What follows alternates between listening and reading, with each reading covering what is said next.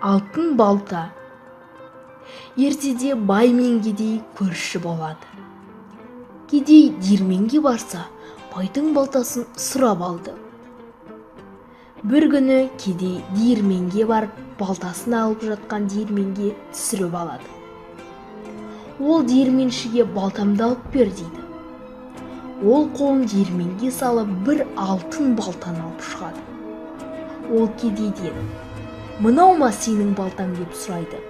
Кедей: «Жоқ, бұл менің балтам емес» дейді. Диірменші қолын екінші рет салғанда күміс балтаны алып шығады. Сонда диірменші оған: «Мынау ма сенің балтаң?» деп сұрайды.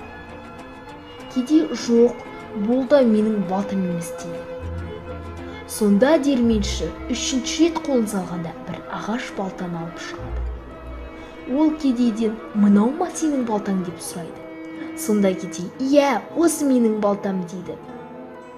Сонда диірменші: «Белің таза адам екенсің, сондықтан мына алтын балтаны ал» дейді.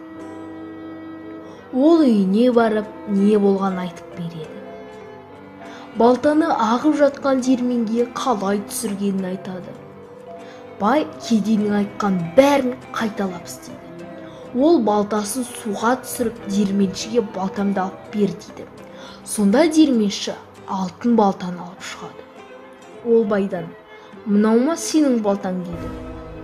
Сонда бай: «Менің балтам» дейді. Диірменші оған: «Өтірік айтпа, мынау сенің балтаң» деп ағаш балтасын алып береді.